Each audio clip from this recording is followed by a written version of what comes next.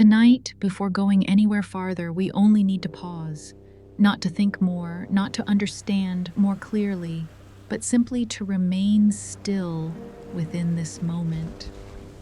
Let your breath slow down without following any fixed rhythm, without trying to adjust it. Just notice this, you are here, and there is nothing that needs to hurry. This is a very quiet corner, a small place where science does not argue, philosophy does not demand answers, and consciousness is allowed to lay down the role of having to understand the world. Here, you do not need to be more alert. You only need to listen. Human beings are accustomed to thinking that consciousness sits neatly inside the skull, like a lamp switched on by neurons, electrical impulses, and precise chemical reactions. A refined biological machine, a flawless information processor. But if we slow down long enough, a very gentle question begins to appear. Not loudly, not demanding an immediate answer. What truly is experiencing these thoughts? What is it that knows it exists? The philosopher Marcus Aurelius once wrote in Meditations, "Look within. Within is the fountain of good, and it will ever bubble up if thou wilt ever dig." Yet the deeper we dig, the more we realize that this within has no clear boundary, not as we once imagined. There is no fixed central point where consciousness resides. Carl Jung called it deep waters, where the ego grows faint and broader layers of awareness begin to overlap. He once wrote, "Who looks outside dreams, who looks inside awakes." But this awakening is not a state of tense alertness. It is more like a very slow opening, where we realize that we are not entirely separate from a larger current of reality. If consciousness were merely a closed phenomenon inside the brain, why do we sometimes feel connected to a piece of music, to the night sky, to a distant stranger, or to life itself? Why are there moments so still when the boundary between me and not me becomes strangely thin? Friedrich Nietzsche once whispered a haunting line, "There is more wisdom in your body than in your deepest philosophy." Perhaps consciousness is not only something we possess, but something we participate in. Tonight, we do not yet need to know how consciousness relates to quantum phenomena or the universe. We only need to allow one very gentle possibility, that you are not an isolated point of light in the darkness, but a small wave oscillating within an ocean far wider than any thought. Let that question remain without an answer. Let it drift along with the breath. And if your eyelids begin to grow heavy, it does not mean you are drifting away from philosophy. Perhaps you are closer than ever before to a place where consciousness no longer needs to be explained, only felt very softly in the stillness of the night.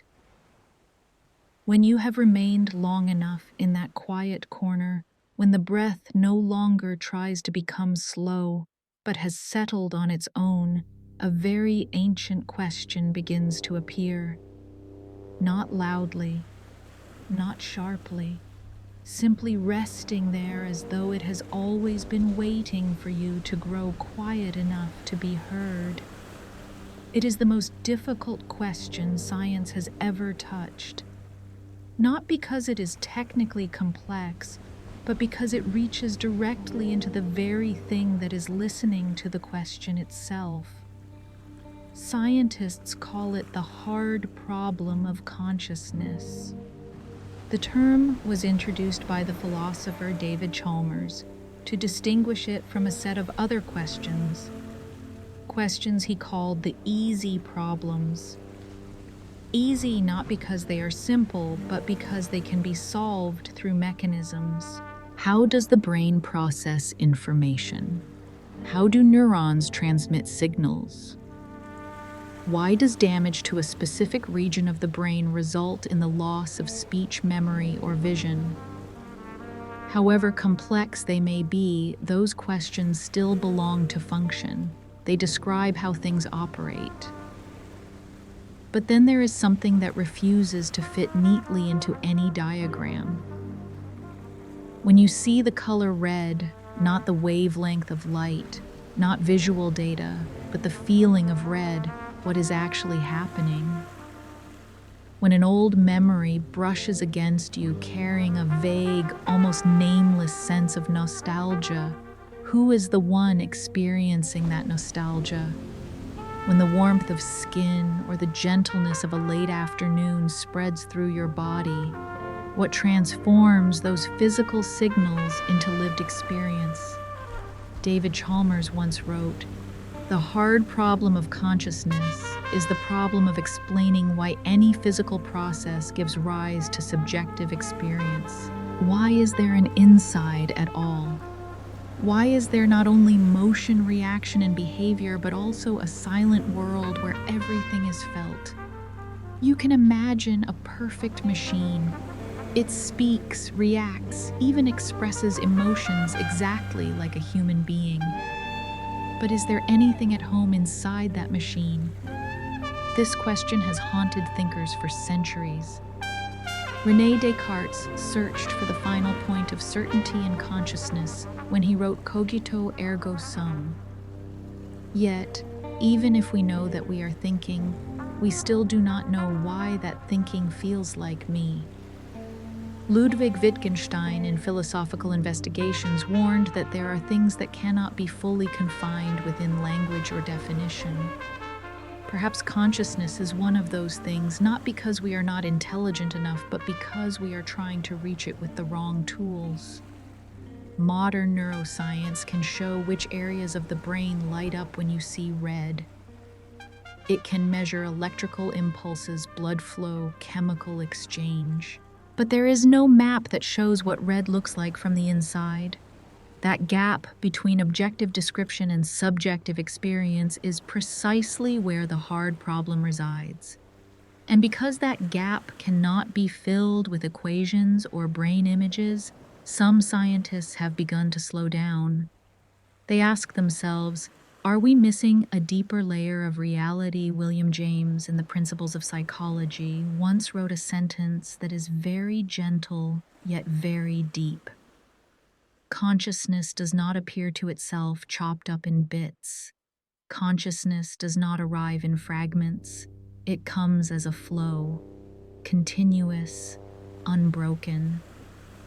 But how can a brain composed of billions of separate units give rise to such a seamless stream? Why do sensations, thoughts, memories, and emotions originating in different places in the brain merge into a single experience? This question does not require you to answer it right now. It does not need an answer to have value. It is like a slow piece of music playing in the background of the mind, reminding you that there is something within you that is experiencing the world, and that this something has not yet been fully understood. Perhaps, as Martin Heidegger once suggested, the problem is not that we do not know enough about consciousness, but that we have forgotten to ask what it is in the presence of our own being. Tonight, we are not trying to solve the hardest question in science. We are simply allowing it to remain gently without demand, like a dim lamp in the night. And as you let that question drift along with the breath, you may notice something very quiet. The very fact that you can ask about consciousness is already a profound expression of consciousness itself. The next part of the journey will lead us into the space between brain and sensation, where science begins to hesitate and philosophy begins to whisper. When the hardest question of science has remained long enough in that quiet space, when it no longer tenses you but merely hums softly like a thin string vibrating in the mind, we begin to notice something more subtle. Not something we do not yet know, but something that cannot be bridged by what we currently possess. Between the brain and sensation, there is a gap. Neuroscience can tell us a very detailed story. When you open your eyes, light enters the retina. Neural cells transmit signals. Specific regions of the brain become active. Neural networks synchronize. All of it makes sense. All of it can be measured, recorded, drawn into diagrams. And yet somewhere within that flawless chain of description, there is something that refuses to appear on any chart. The feeling of I am here. Not the information that the world exists, but the vivid sense that you are present within it. The philosopher Joseph Levine called this distance the explanatory gap, the space between what science can explain through mechanisms and what subjective experience actually is. You may know everything about the brain of a person in pain. You may describe every electrical impulse with precision, but no model will tell you what that pain feels like. Thomas Nagel touched this early on when he wrote in his famous essay, "What is it like to be a bat?" An organism has conscious mental states if and only if there is something that it is like to be that organism. There is a distinct what it is like, an inner face of existence. And that inner face cannot be replaced by descriptions from the outside. Modern science is remarkably skilled at viewing the world from without. It observes, measures, compares. But consciousness is not merely something observed.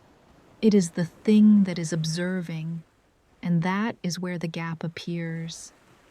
You may know that the brain is active, but why does that activity feel like you? This question is not confrontational. It does not stand against science. It only whispers that perhaps our story is not yet deep enough. For decades, the implicit assumption of science has been this: if we understand the components in sufficient detail, the whole will naturally emerge. More neurons, more connections, more computation, and one day consciousness will simply switch on. But that day has never arrived, not because our technology is insufficient, but because perhaps consciousness is not merely the sum of its parts. David Chalmers once offered a sentence that was gentle, yet left a long echo. We have good reason to believe that consciousness is not entailed by the physical facts.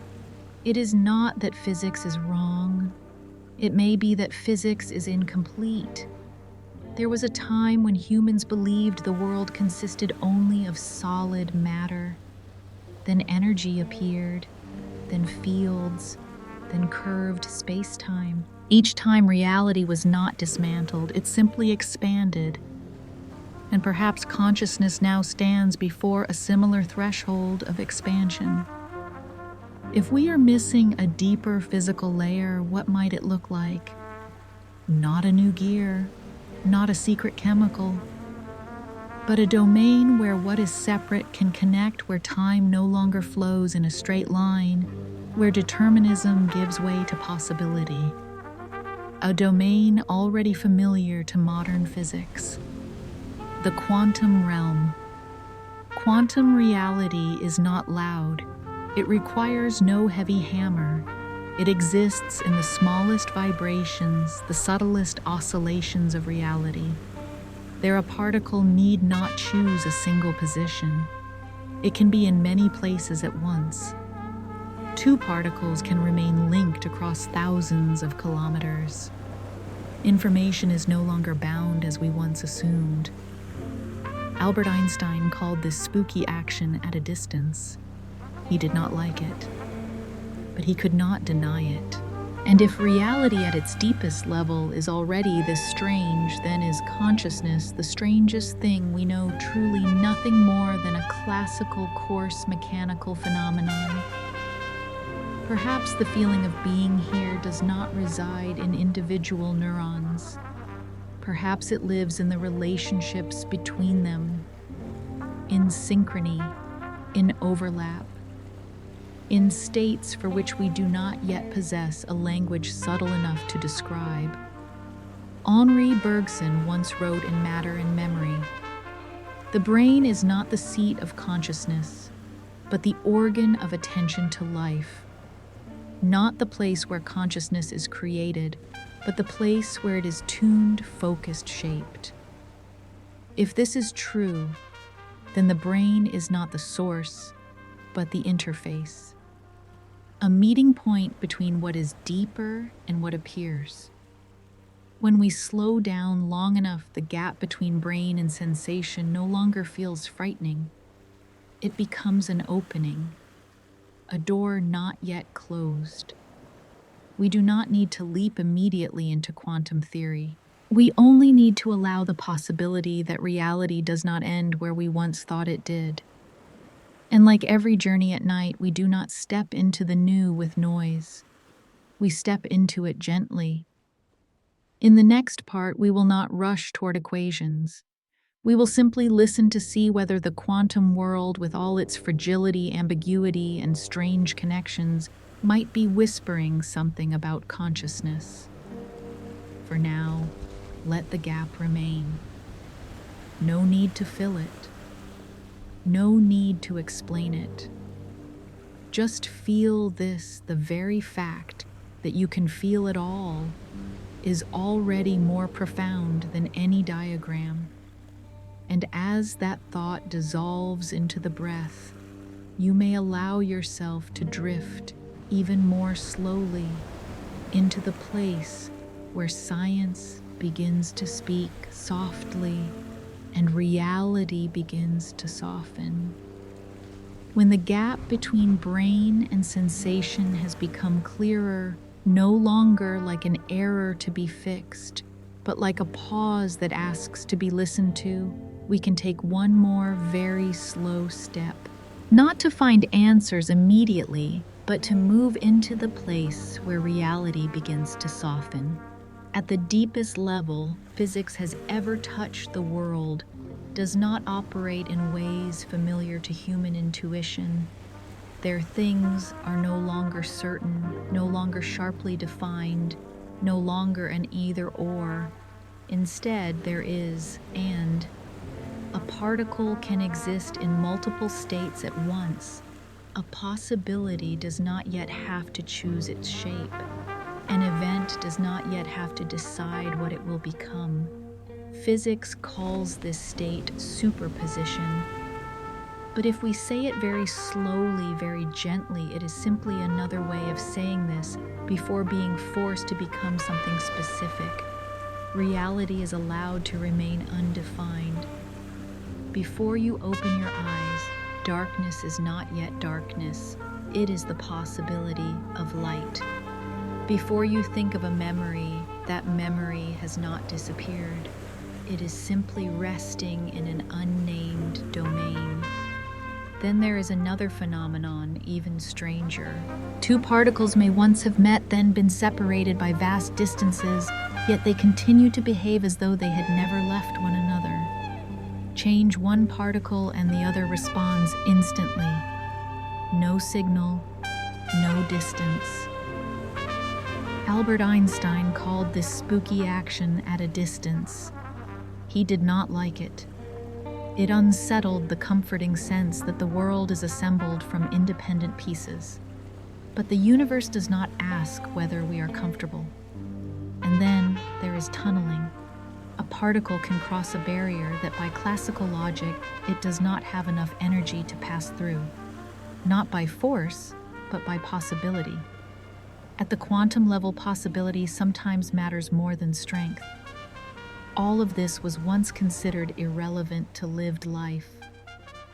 Too fragile, too sensitive, too easily destroyed. For a long time, people believed quantum effects could survive only in laboratories chilled to near absolute zero in vacuum in perfect silence. And the human brain, warm, moist, noisy, a relentless storm of chemistry and electricity, a terrible place for quantum phenomena. So, for a very long time, the idea that the brain could sustain any quantum effects at all was considered unserious, almost a form of daydreaming. But nature, it turns out, pays little attention to human assumptions. In the final decades of the 20th century, scientists began to notice something very quietly. In places no one expected quantum effects were still alive, not despite biology, but because of biology. In plant leaves, packets of light do not follow a single path. They explore many paths at once, selecting the most efficient route. A form of superposition used by nature itself, without cold rooms, without vacuum. In the bodies of migratory birds, there are reactions so sensitive that Earth's magnetic field, an extraordinarily weak force, is enough to influence them. Such sensitivity can only be explained if entanglement is involved. Even our sense of smell, which seems thoroughly classical, shows signs of quantum tunneling. A scent molecule does not merely touch a receptor, but crosses an energy barrier by passing through it. Nature has found remarkably subtle ways to protect fragile things. And if quantum effects can exist in leaves, in birds, in noses, then the question is no longer whether the brain is too chaotic for quantum phenomena. It becomes this whether the brain is doing something we have not yet learned how to see. The philosopher Alfred North Whitehead once wrote in Process and Reality, "The concrete enduring entities are organisms. Reality at its deepest level is not made of solid objects standing still, but of living processes, streams of motion held together long enough to take shape." If so, then the brain is not merely a block of matter. It is a process, an organized flow, a continuous dance between order and noise. And perhaps it is precisely at that boundary where things are not yet too stable, but not yet falling apart, that the quantum can whisper. Not as a miracle, but as a very deep underlying rhythm. Philosophy has long been familiar with the idea that reality is not as rigid as we imagine. Heraclitus once said, "No man ever steps in the same river twice." The river bears the same name, but the water is always different. Quantum theory is simply a modern way of saying this, again with mathematics, with experiments, with probability. In that place, reality is not a wall. It is more like a mist. You can feel it when you touch it, but you cannot grasp it. And when reality softens consciousness, the softest of all things may no longer be an outcast. We do not yet need to rush to connect quantum theory with the mind. Not yet. For now, we only allow a very gentle thought to drift by. Perhaps the world is deeper than our intuition allows. And perhaps what we call sensation presence awareness is unfolding within a reality far softer than what the eyes can see. In the next part, we will move a little closer, not by diving into formulas, but by looking at very small, very quiet structures hidden deep within each neuron. But for now, let the quantum remain as a whisper. No need to understand. No need to believe. Only feel this: the world is not closed, and neither are you. And as that thought settles, as reality begins to soften within the mind, you may allow yourself to drift even more slowly into the place where science no longer speaks loudly, and strangeness becomes something very gentle. When reality has begun to soften in your mind, when thoughts no longer collide with sharp edges but drift slowly like night mist, we can lean in even closer, not to look toward the stars, but to look into structures that are very small, so small that we once believed they could never contain consciousness. Deep within each neuron, beneath the noisy electrical impulses and familiar chemical reactions, there are tiny hollow tubes running along the cell's internal scaffold. They are called microtubules. In classical biology, microtubules were merely support staff, maintaining cell shape, transporting materials, preserving structure. No one went searching for consciousness there. Consciousness, it was believed, had to reside in larger places, in neural networks, in brain regions, lighting up on scanning screens. But then, two people from very different worlds began to ask a strange question. Roger Penrose, a mathematical physicist accustomed to thinking about space-time and the deepest structure of the universe. Stuart Hameroff, an anesthesiologist accustomed to observing the fragile boundary between wakefulness and unconsciousness, where consciousness disappears and returns regularly, mysteriously. They met in a shared intuition that consciousness could not be merely a classical computation. Penrose argued that certain aspects of cognition, especially intuition, understanding, and meaning, cannot be fully simulated by algorithms. Hameroff posed a very practical question. Why does anesthesia, a very small chemical intervention, have the power to shut consciousness off completely and then switch it back on, as though nothing had been interrupted? From this, a theory was born, quietly, unwelcomed, orchestrated. Objective reduction, often shortened to Orch-OR.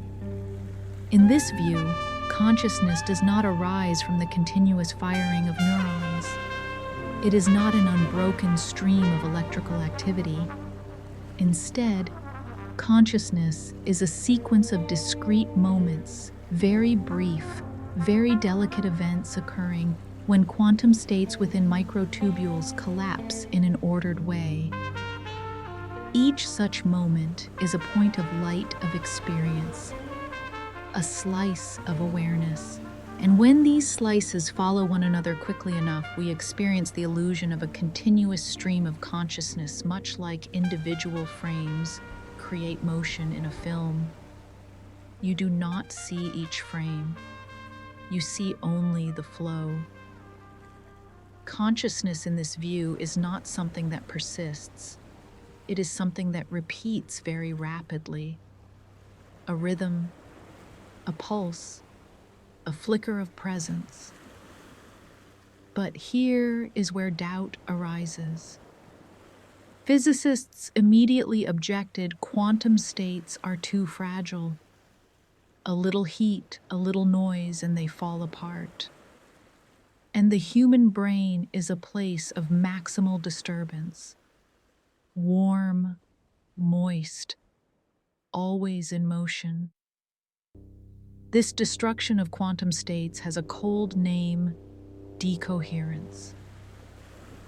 According to early calculations, if any quantum states appeared in the brain, they would vanish in less than a billionth of a second, far too quickly to play any role in meaningful experience.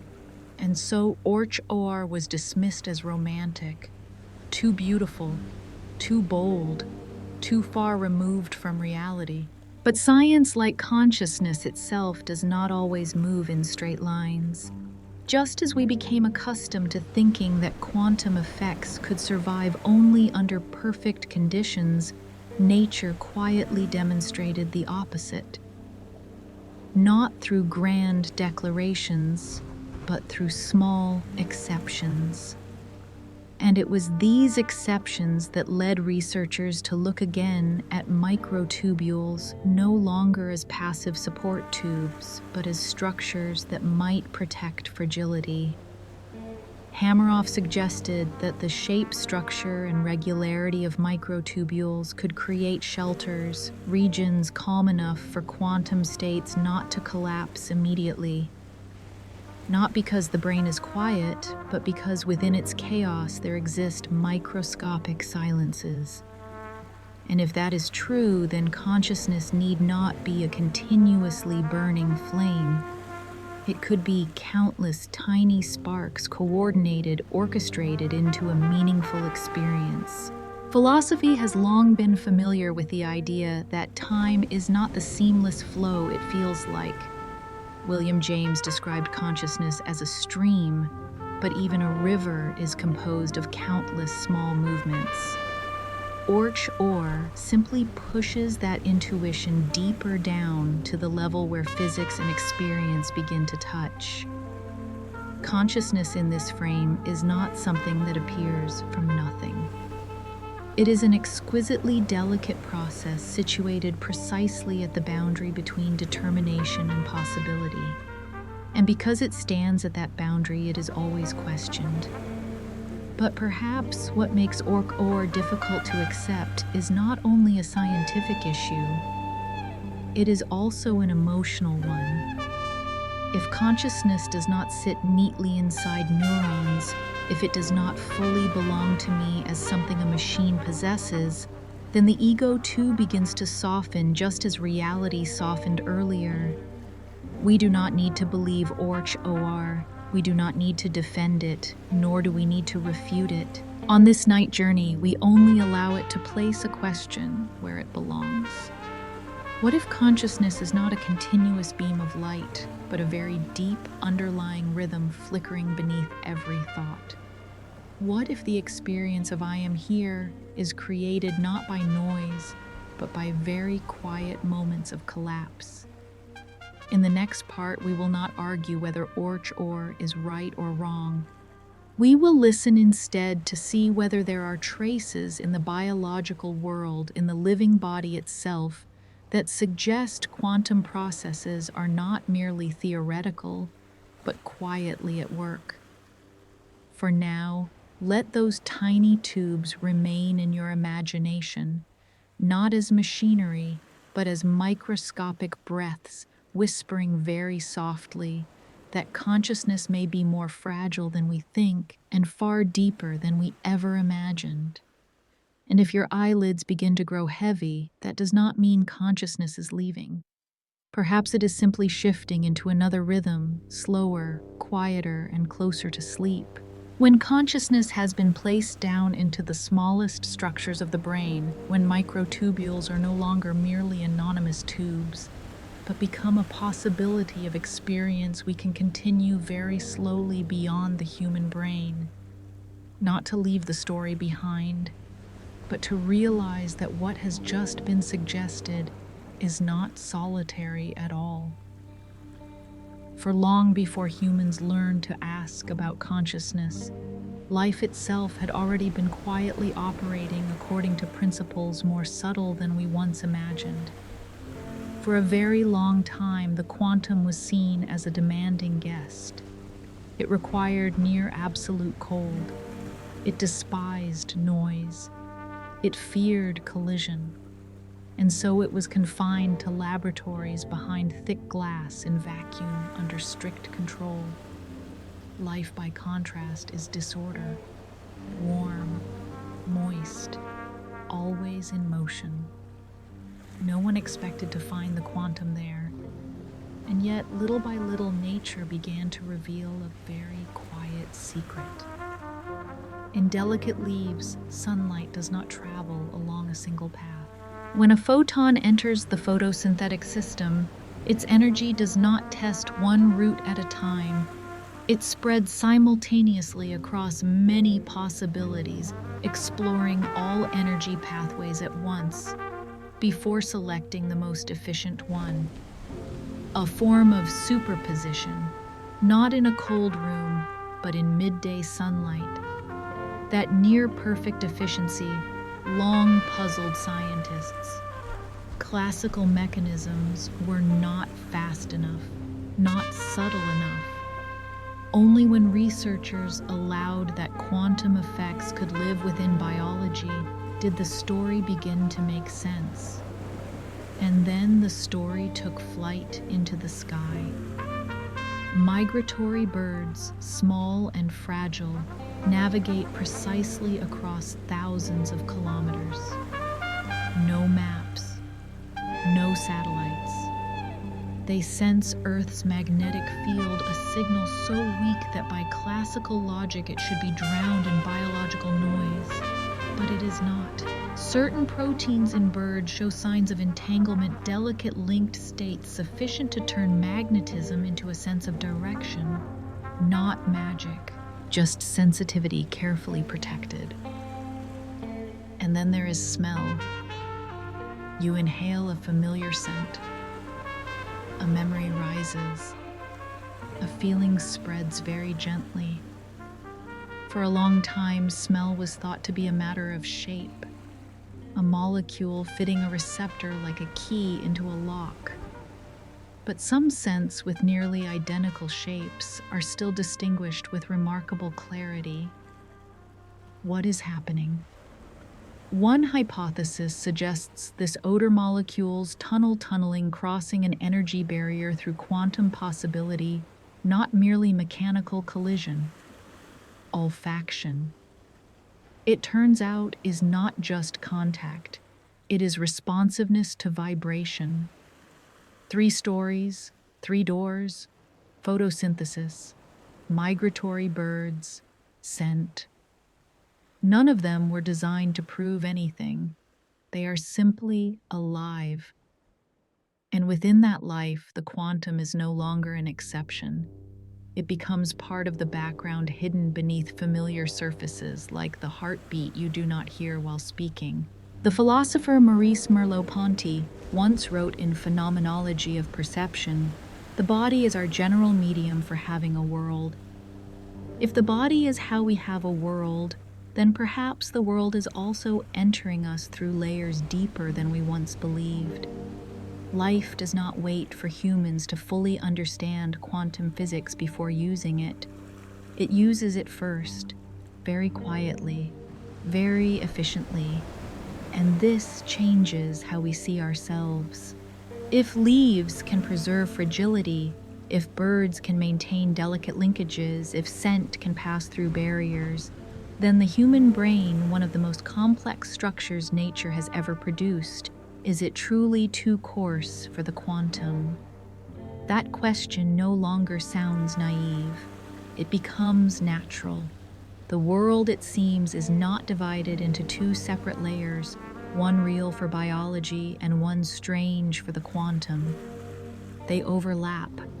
They seep into one another, like 2 waves oscillating on the same surface of water. Alfred North Whitehead once wrote, "The universe is not a collection of things, but a communion of processes. Not static objects, but unfolding events.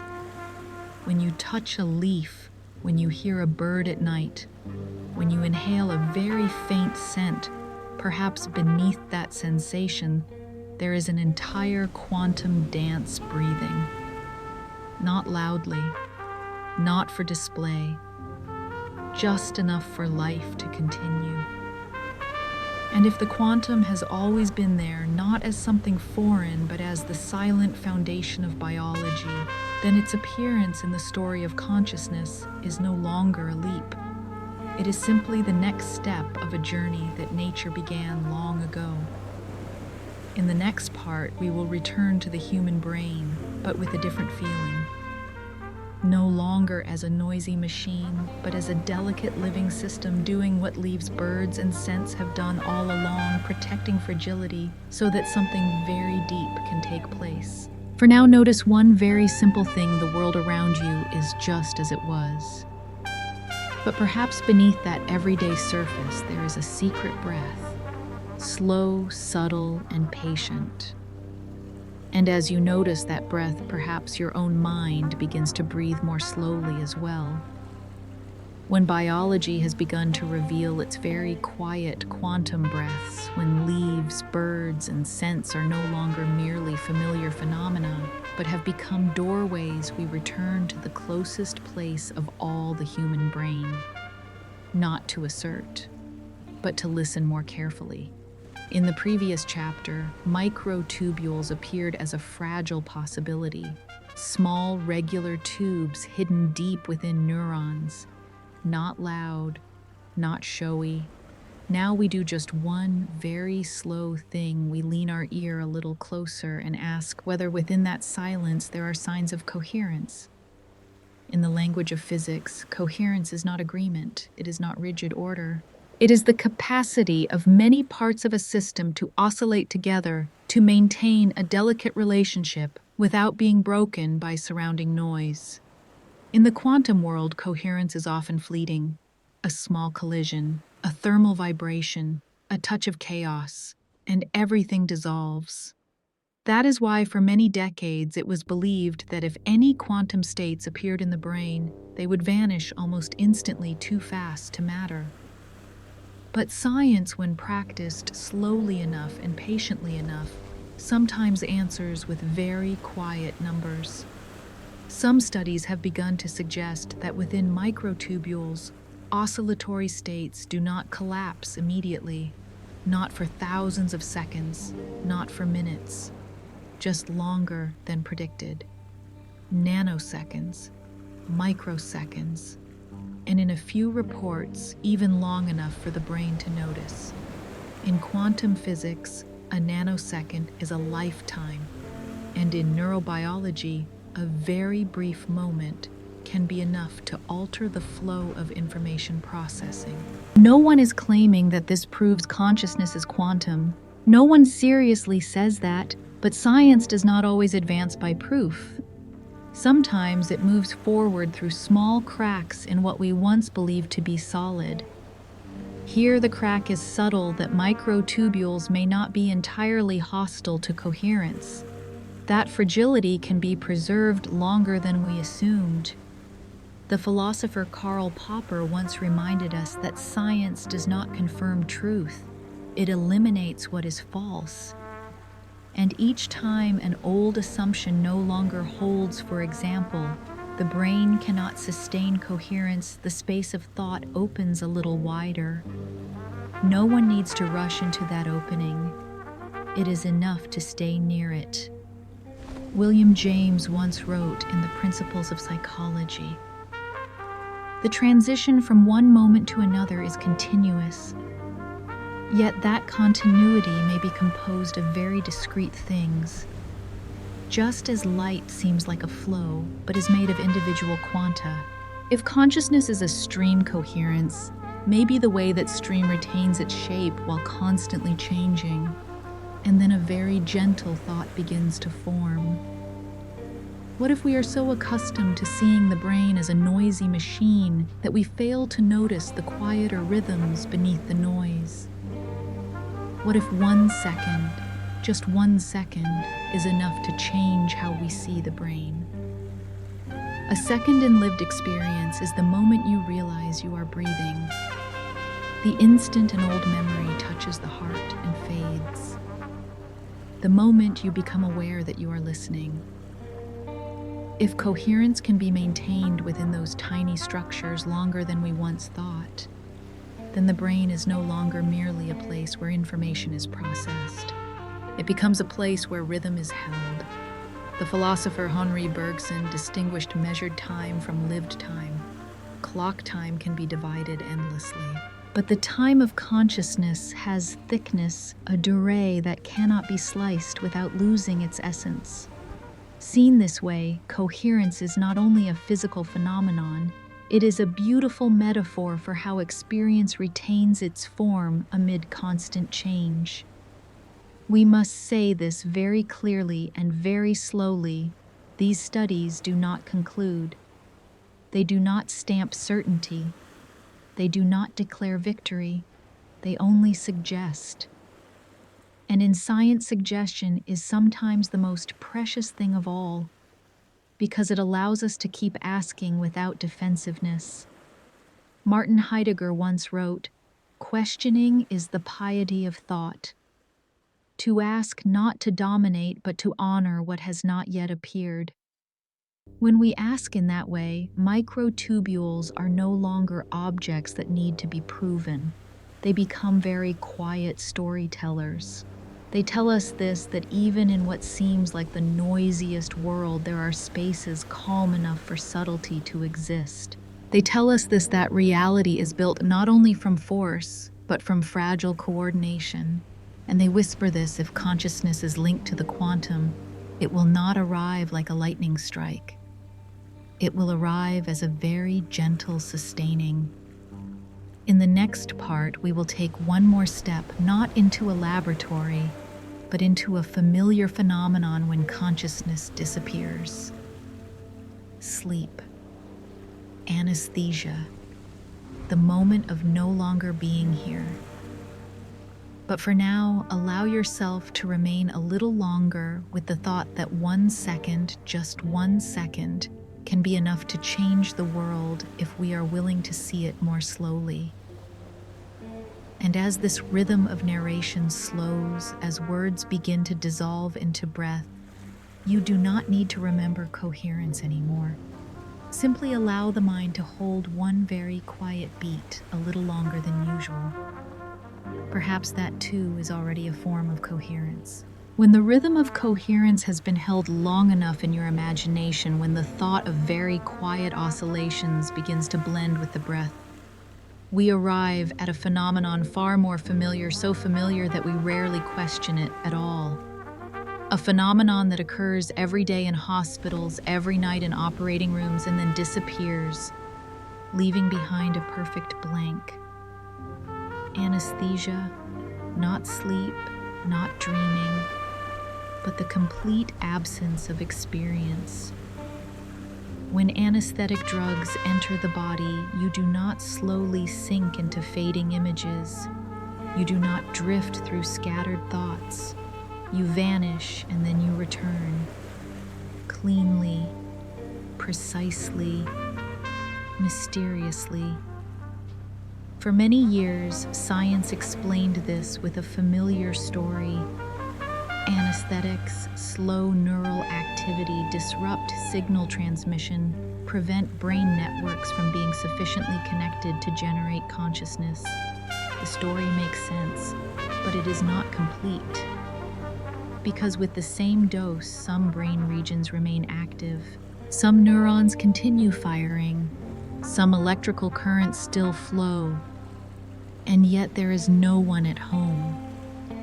And here, once again, a very gentle question appears. What exactly has been turned off?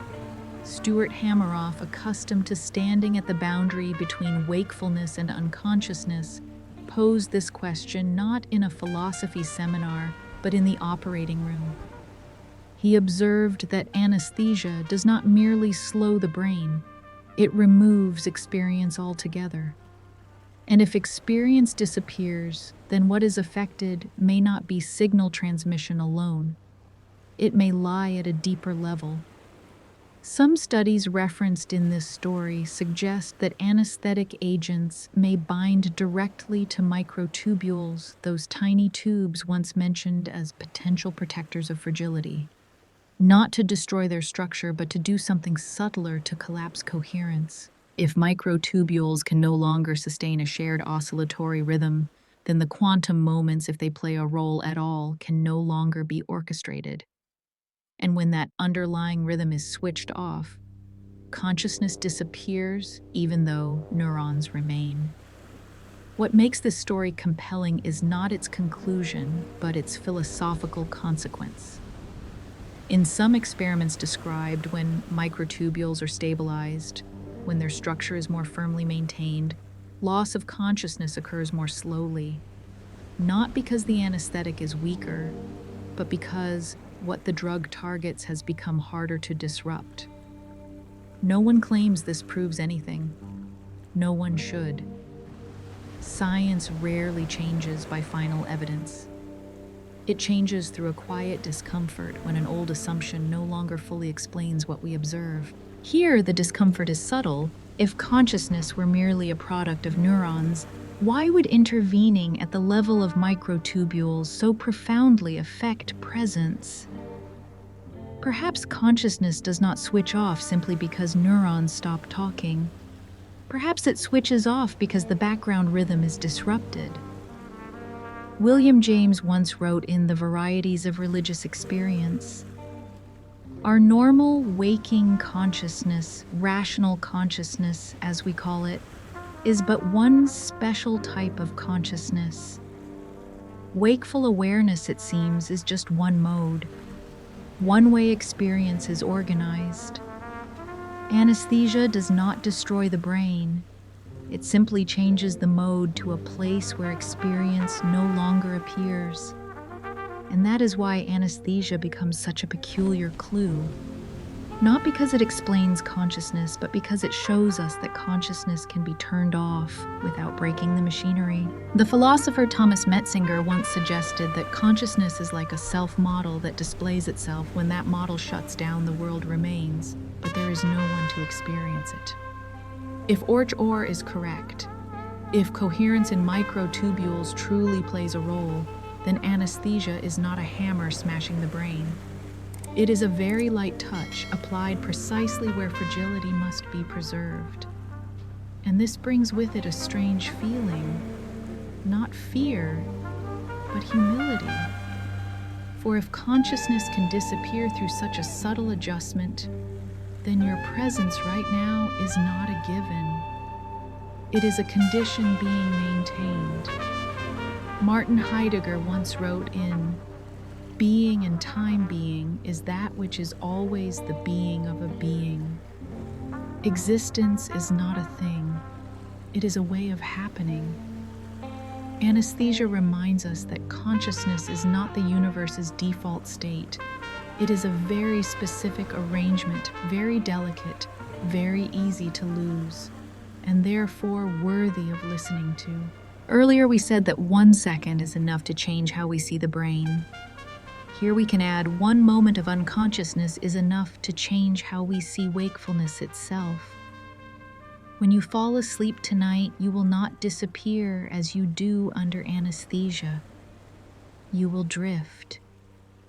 You will dream. You will pass through images. But under anesthesia, there is no dream, no time, no I. And then you return as if nothing happened. That return is the strangest thing of all. It suggests that consciousness is not stored. It is restarted. And if it can be turned on, it may also be understood not by forcing it into old models, but by listening to the places where it goes silent.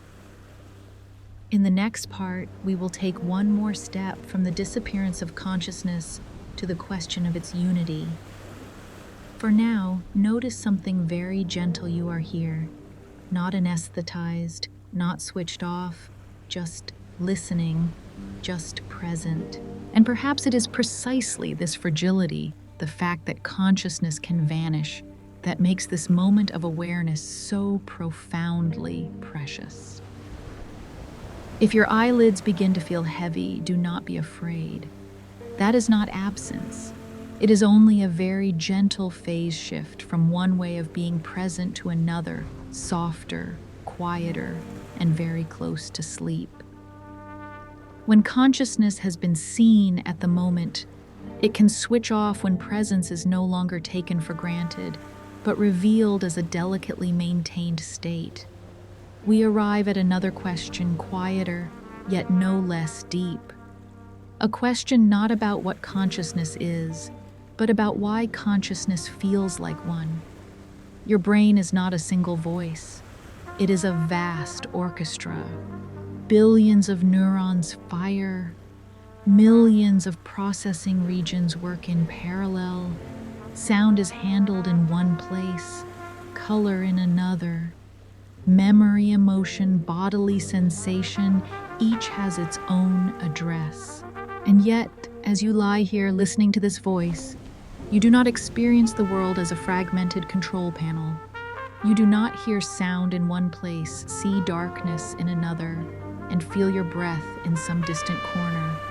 You experience a single scene, a single here, a single now, a single I.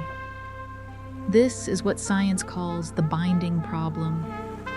How do these separate pieces, color, shape, sound, memory, emotion, become bound into one unified experience? This question has puzzled neuroscientists for decades, because there is no clear center of consciousness in the brain, no final room where everything gathers. Instead, there is only distributed activity, and then unity appears. William James described this gently in the Principles of Psychology. Consciousness does not appear to itself chopped up in bits. Consciousness does not see itself as divided. It arrives as a flow. But how is that flow made? In classical models, many kinds of glue have been proposed: synchronized brain rhythms, attentional networks, feedback loops. All of them contribute. Yet none fully explain the feeling of oneness, the sense that everything is happening to the same someone. And here, very softly, another possibility is whispered. If at a deeper level, the parts of the brain are not connected only by signals, but also by shared states, then binding does not require transmission. It requires only coexistence. In the quantum world, this phenomenon is called entanglement. Two particles can become a single system to the point that one cannot be described without reference to the other. They do not send information. They share a state. Albert Einstein, though uneasy with it, called this spooky action at a distance. But what makes it remarkable is not its strangeness. It is unity without a center. If one part of the brain knows something other parts do not need to wait. They are already within the same state. This is not a conclusion, only another way of imagining. But let us step away from physics for a moment and return to your own experience. Right now, the sound you hear, the darkness behind your eyelids, the memory of some quiet night, and the growing heaviness of the body. All of these are dissolving into one another. There are no borders, no outlines. They do not need to be assembled. They simply are there, together. Maurice Merleau-Ponty once wrote in Phenomenology of Perception, "We are not in space and time. We belong to them. You do not stand outside experience to put it together. You are within it." And perhaps this is the deepest clue to the binding problem. Consciousness is not the place where pieces are assembled. It is the field in which pieces are no longer pieces. If entanglement plays any role in the brain not as a miracle, but as a way of sustaining shared states, then the unity of experience does not need to be constructed step by step. It is already there, like the background of a painting. Baruch Spinoza once wrote in Ethics, "The mind and the body are one and the same thing, not two entities joined together, but two ways of viewing the same reality." Seen this way, the binding problem is no longer the question. How do the pieces come together? It becomes, why did we ever think they were separate? When you listen to a slow piece of music, you do not hear each note and then assemble them. You hear the melody. When you remember someone from the past, you do not list individual details. You feel a presence. Consciousness may work like this, not by addition, not by assembly, but by appearance. And precisely because of this, that unity is fragile. A bit of noise, a small disruption, a touch in the right place like anesthesia, and the single scene dissolves. That does not make consciousness weaker. It makes it more precious. Because every moment you feel yourself as one is a moment in which billions of things have been held within the same rhythm. Earlier, we saw that consciousness can switch off. Here we see that when it switches on, it does not switch on in parts. It switches on as a whole. In the next part, we will take one more step from unity within the brain to a bolder question. Does that unity stop at the skull? But for now, let everything dissolve together. Sound, breath, thought, the gentle tiredness. No need to keep boundaries, no need to name anything. Just rest in this very simple feeling everything is happening to the same presence.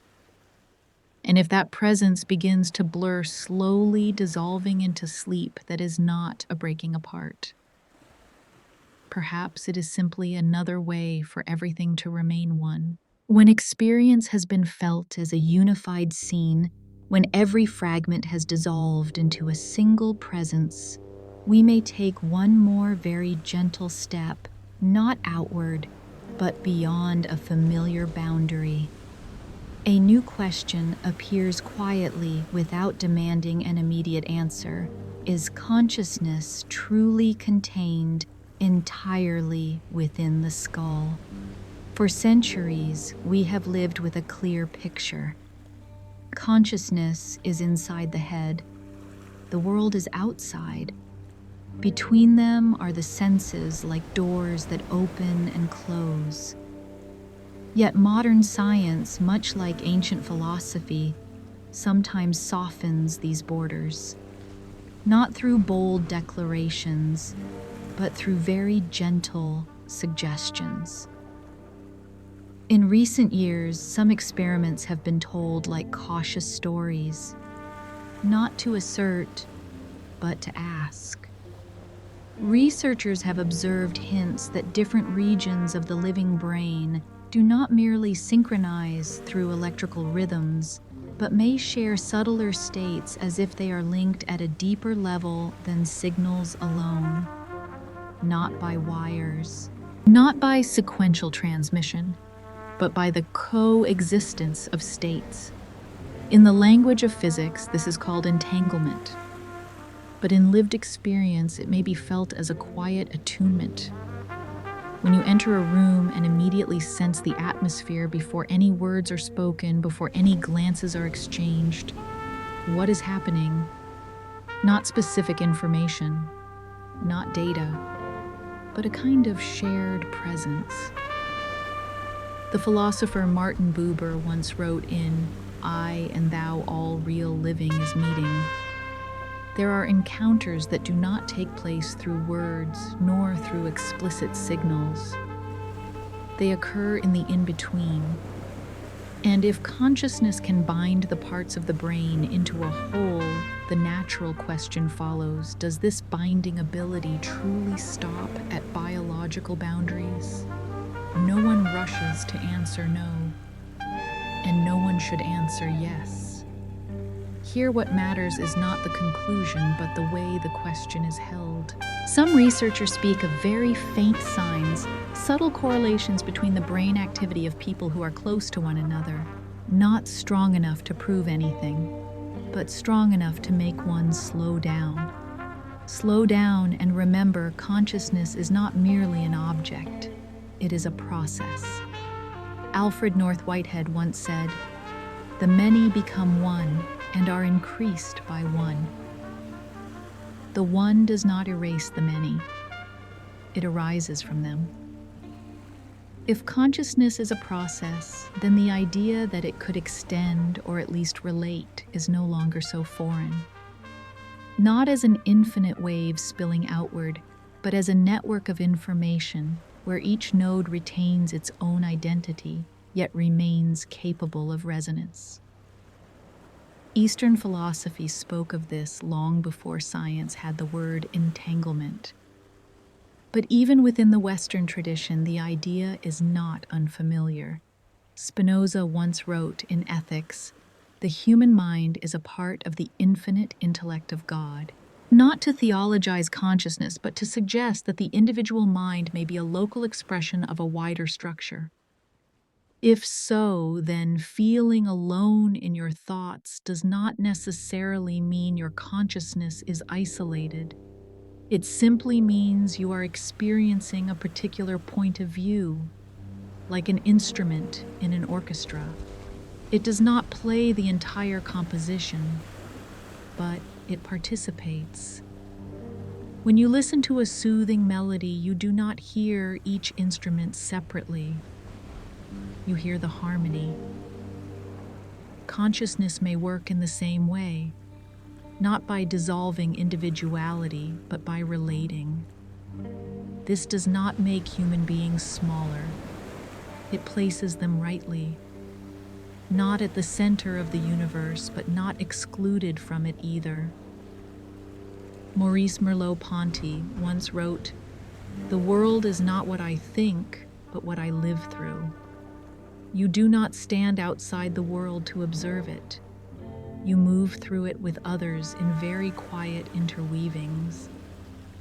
In the previous chapter, we spoke of unity within. Here we gently touch the possibility that this unity may not be fully closed. No need to believe, no need to resist. Simply allow the possibility to breathe. For even opening a small crack is enough to soften the feeling of being trapped inside the head.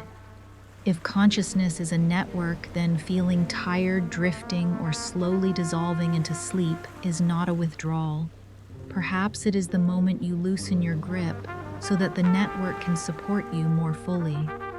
In the next part, we will return to skepticism, to the necessary counter-arguments to keep this journey from drifting too far.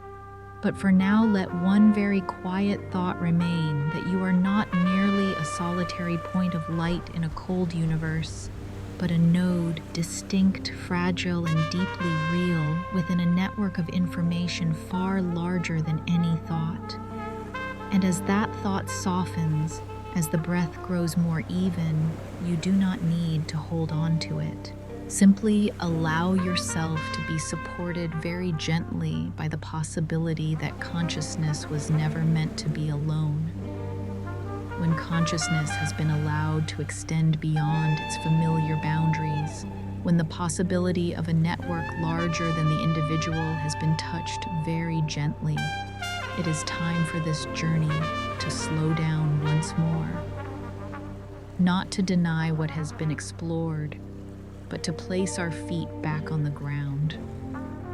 Science at its most beautiful is not a collection of answers. It is a discipline of humility.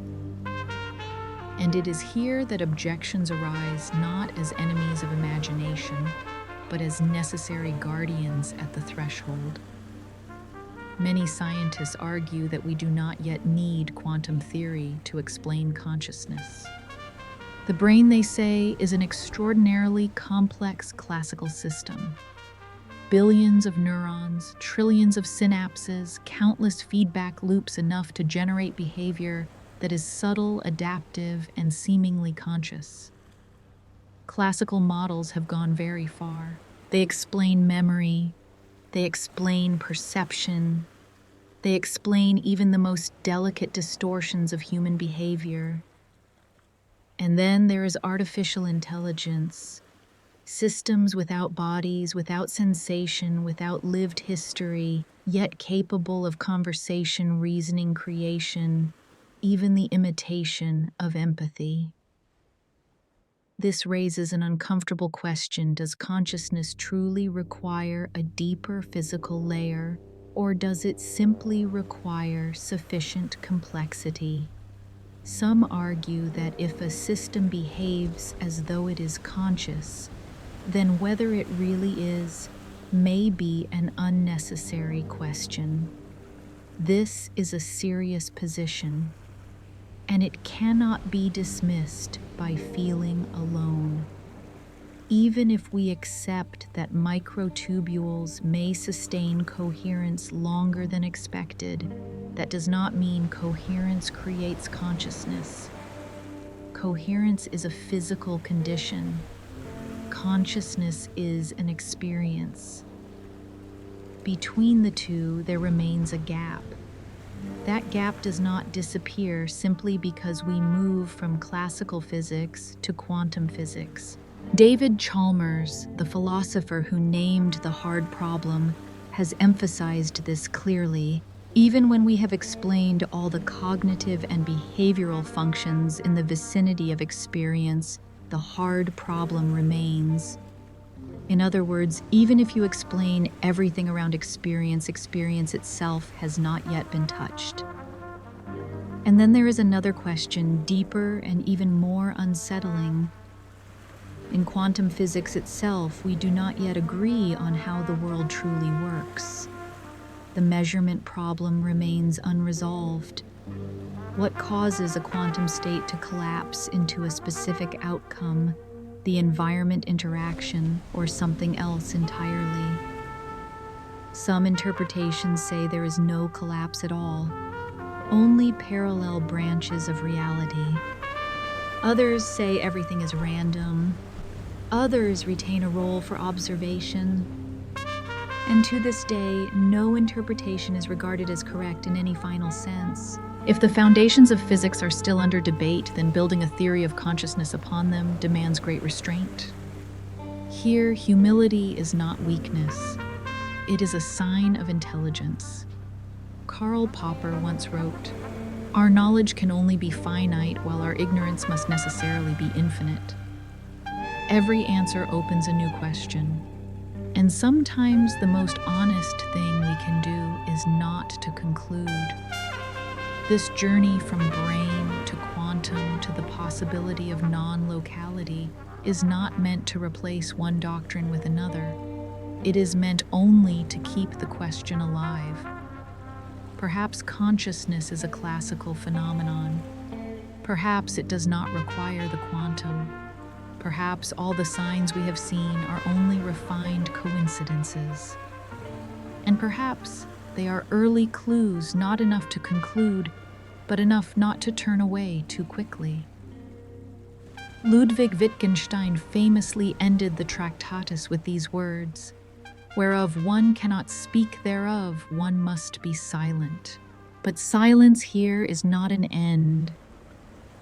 It is a deeper form of listening. Science does not advance through absolute certainty. It advances by allowing itself to be wrong.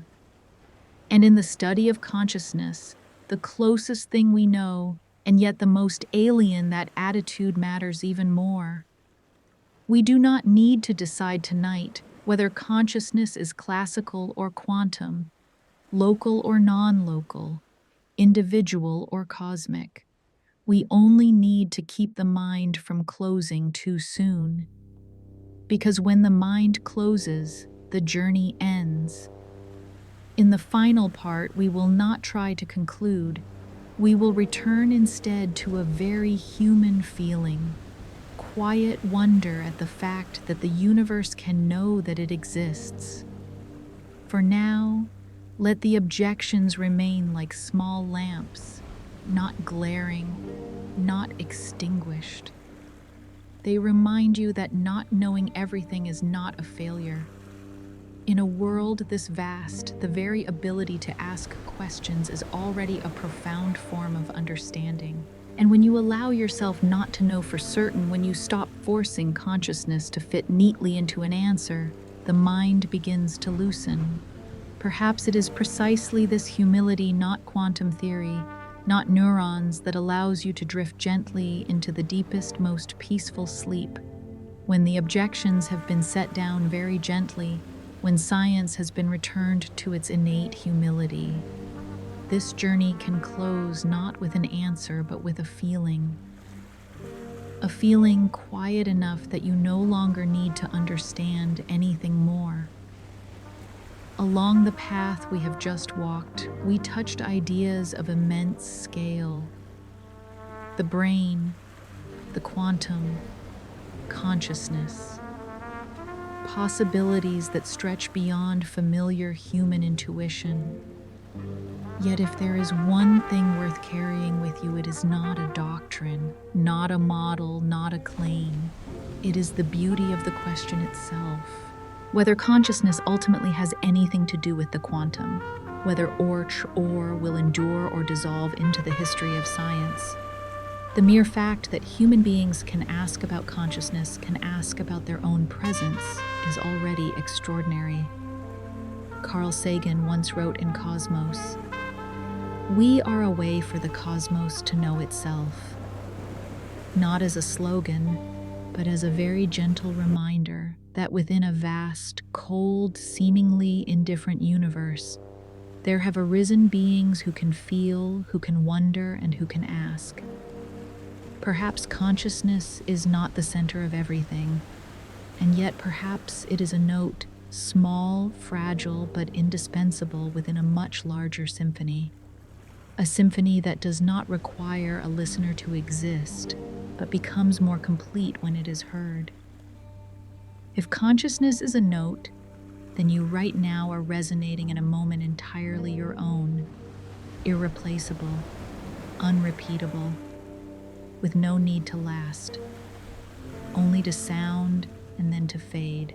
Friedrich Nietzsche once wrote in Thus Spoke Zarathustra, "One must still have chaos in oneself to be able to give birth to a dancing star."